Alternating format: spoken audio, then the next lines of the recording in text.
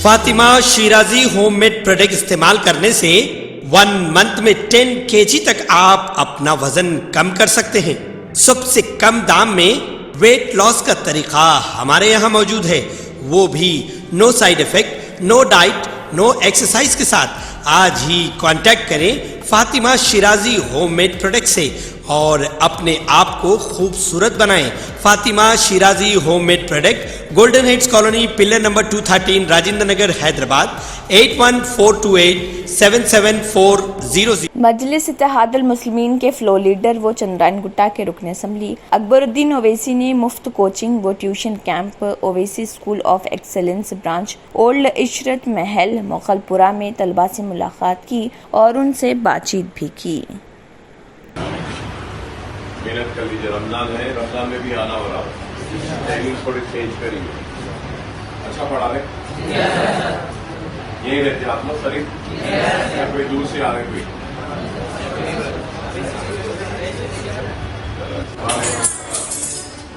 बैठिए। कहाँ पढ़ते आप लोग? कौन से स्कूल के? जोर से बोलना है। 15 दिनों के सालाना डी मोबिलाइजेशन प्रोग्राम में जो CAR हेडक्वार्टर अंबरपेट में मुनक्किद किया गया था, उसमें अमले के लिए मुतअद्दिद रिफ्रेश सेशन जैसे फायरिंग की मशक़ का इनेकाद किया गया। परेड के दौरान डॉग स्क्वाड, डेमो और मॉब ऑपरेशन ड्रिल जैसी सरगर्मियां अंजाम दी गई। राचाकुंडा के CP महेश भागवत IPS ने सिटी आर्म्ड रिजर्व टीमों की खिदमात की सताइश की है और अमले को हिदायत दी है कि वो CAR हेडक्वार्टर अंबरपेट में मुनक़िदा सालाना डी मोबिलाइजेशन परेड में उन्हें सौंपी गई जिम्मेदारियों पर अमल करें। परेड और अमले से खिताब करते हुए CP ने AR टीमों की गिरांक़द्र खिदमात को याद दिलाया और कहा कि सिटी आर्म्ड रिजर्व टीमें लॉ एंड ऑर्डर फोर्सेस की मदद करके मुआशरे को पुरअमन रखने में अहम किरदार अदा कर रहे। CP ने कहा है कि अमन व अमान की जिम्मेदारियों में सिविल पुलिस विंग्स की मदद करने के अलावा AR टीमें सैलाब के दौरान जान बचाने, पुलिस यादगारी दिन पर खून के एहतियात जैसे काबिल सताइश प्रोग्राम अंजाम दे रही है और इस बात का तस्करा किया कि गवर्नर ने भी AR के इस नेक इक़दाम की तारीफ की थी। అక్కడ అది ఈ ఫైరింగ్ అన్నీ జరుగుతున్నాయి. సో ఈ ప్రతి సంవత్సరం మనం చేస్తాము. ఈ సంవత్సరం కూడా ఈ 15 days అది చేశారు. దాదాపు 990 మెంబర్స్ యావరేజ్ అది 15 days ప్రతిరోజు పార్టిసిపేట్ అయినారు. సో ఈ యాన్యువల్ మొబిలైజేషన్ అప్పుడు సిబ్బంది ఇక్కడ ఉంటారు కాబట్టి వాళ్ళ ప్లేస్లో సివిల్ సిబ్బంది ఉన్నారు, సివిల్ కానిస్టేబుల్ పోలీస్ స్టేషన్ నుంచి AR డ్యూటీ వాళ్ళు చేస్తారు ఈ 15 daysగా. అది కూడా ఉంటుంది. తర్వాత ఈ ముఖ్యమైన విషయం, ఇప్పుడు మా మహిళా స్ట్రెంత్ ఇప్పుడు బాగానే పెరిగినాయి. గతంలో ఓన్లీ 25 మహిళలు AR హెడ్క్వార్టర్లో, ఇప్పుడు దాదాపు 150 దాకా మహిళా స్ట్రెంత్ ఉంది. సో ఎక్కడైనా ప్రాబ్లం ఉంటే మహిళలు అక్కడ మహిళా పోలీస్ కావాలంటే మన దగ్గర ఇప్పుడు అవైలబుల్ ఉన్నాయి. తర్వాత 16 డాగ్స్ ఉన్నాయి ఇప్పుడు. దాంట్లో ట్రాకర్ డాగ్స్, అది నేరాలు జరిగిన తర్వాత ఎవరు చేశారు ఆ నేరం వాళ్ళని। होली के लिए वार्निंग जारी की गई है। खुश्क रंग आंखों को मुस्तकिल तौर पर नुकसान पहुंचा सकते हैं और जिल्द की एलर्जी को मुतहरिक कर सकते हैं। माहिरीन का कहना है कि तस्वीर सिर्फ नुमाइंदगी के मकासद के लिए इस्तेमाल की जाती है। तस्वीर सिर्फ नुमाइंदगी के मकासद के लिए इस्तेमाल की गई है। पिछले 2 सालों से होली कोविड वबाई बीमारी की वजह से तकरीबन पर साया डाला गया है। जहाँ हम 18 मार्च को होने वाली तकरीबात का इंतजार कर रहे हैं, वहीं लोग वायरस से मुतासर होने से भी खौफजदा हैं। लेकिन जैसा कि मामलात में कमी आई है और हुकूमतों ने तमाम कोविड पाबंदियां उठाने को कहा है, हमें न सिर्फ वायरस बल्कि दीगर एलर्जियों से भी बचने के लिए ज़हन नशीन करना होगा। चंद माहिरीन से ये जानने के लिए बात की गई कि क्या इस त्यौहार से नोवल वायरस के अलावा और क्या खतरात लाहक हैं। होली के रंग आपकी आंखों को मुस्तकिल तौर पर नुकसान पहुंचा सकते हैं। डॉक्टर समीक वी मिलकर, कंसल्टेंट विट्रियो रेटिनल सर्जन और यूवाइट्स के माहिर ने मशवरा दिया कि होली के रंग आंखों पर खुशगवार हो सकते हैं, लेकिन अगर वो आपकी आंख में दाखिल होते हैं तो ये शदीद नुकसान पहुंचा सकते हैं। होली में इस्तेमाल होने वाले रंगों में कीमियाई मुरक्कबात और हैवी मेटल आलूदा हो सकते हैं जो आंखों की سطح کے لیے انتہائی غیر دوستانہ ہوتے ہیں۔ وہ آنکھ کی شفاف سطح کو کیمیاوی چوٹ پہنچا سکتے ہیں جسے کارنیا کہا جاتا ہے اور ابکلا نخاس، خراش یا غیر شفا بخش قرنیہ کا سبب بن سکتا ہے۔ بعض اوقات یہ خشک پاؤڈر رنگ فنگس کے بیجوں سے آلودہ ہوتے ہیں جو ثانوی طور پر قرنیہ کے السر کو متاثر کر سکتے ہیں۔ حکومت نے کہا ہے کہ ملک میں غریبوں کو نئی جگہ جانے پر نیا راشن کارڈ بنوانے کی ضرورت نہیں، انہیں صرف اپنا آدھار کارڈ نمبر یاد رکھنا ہے اور وہ جہاں بھی جائیں گے وہاں انہیں بائیو میٹرک نظام کے تحت پہچان درج کر کے سستی شرح پر راشن دستیاب ہو جائے گا۔ صارفین امور کے وزیر پیوش گوئل نے لوک سبھا میں ایک ضمنی سوال کے جواب میں کہا کہ غریب کو مفت راشن ملک میں ہر جگہ دستیاب کرایا جا رہا، ان کے لیے نئی جگہ جانے پر نیا راشن کارڈ بنانا ضروری نہیں بلکہ وہاں راشن کی دکان پر بائیو میٹرک طریقے سے اپنی شناخت بتا کر آسانی سے حاصل کیا جا سکتا ہے۔ انہوں نے کہا کہ یہ سہولت پورے ملک میں نافذ ہے۔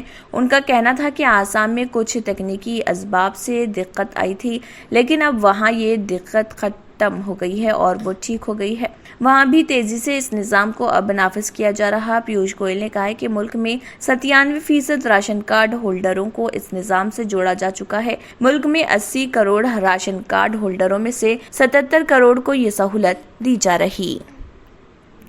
آندھرا پردیش کی جگن موہن ریڈی حکومت نے 10,82,000 طلبہ کی فیس ریمبرسمنٹ کے طور پر 708 کروڑ روپے جاری کیے ہیں۔ اکتوبر تا دسمبر 2021 سہ ماہی کے تحت فیس کی رقم طلبہ کے بینک اکاؤنٹس میں جمع کر دی گئی ہے۔ چیف منسٹر وائس جگن موہن ریڈی نے رقم جاری کرتے ہوئے کہا کہ غربت طلبہ کو اعلیٰ تعلیم کے حصول میں رکاوٹ نہیں بننی چاہیے۔ حکومت نے فیس ریمبرسمنٹ کی رقم سہ ماہی بنیادوں پر جاری کرنے کا فیصلہ کیا ہے۔ چیف منسٹر نے فیس ریمبرسمنٹ کے لیے جگن انا ودیا دیونا اسکیم متعارف کی ہے۔ وزیر اعلیٰ نے کہا کہ غربت کے خاتمے کے لیے تعلیم واحد حل ہے۔ کسی گاؤں میں ایک بچہ اگر تعلیم حاصل کرے تو اس کا فائدہ سارے گاؤں کو ہو سکتا ہے۔ انہوں نے کہا کہ حکومت کالجز میں درمیان سے تعلیم ترک کرنے کے رجحان کو روکنے کی کوشش کرے گی۔ حجاب تنازع سے ملک میں انتشار مزید گہرانے اور مذہبی پولرائزیشن کی طرف تیزی کے ساتھ آگے بڑھنے کا خطرہ پیدا ہو گیا ہے۔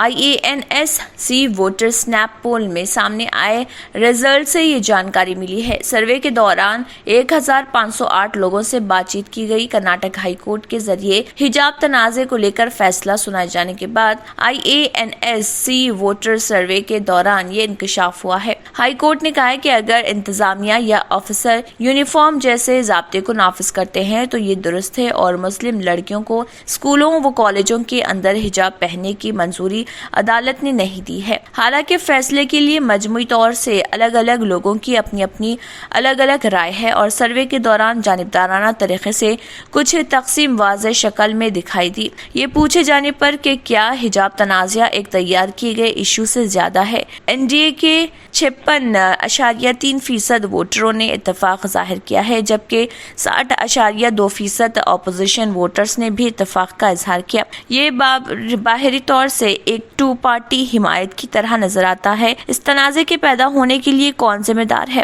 اس پر اپوزیشن ووٹرز کا ایک بالکل الگ نظریہ ہے۔ ایک دیگر سوال پر کہ کیا تنازع سے مذہبی بنیاد پر پولرائزیشن ہوگا، تقریباً 54% جواب دہندگان نے کہا ہے کہ مذہبی بنیاد پر پولرائزیشن بڑھے گا۔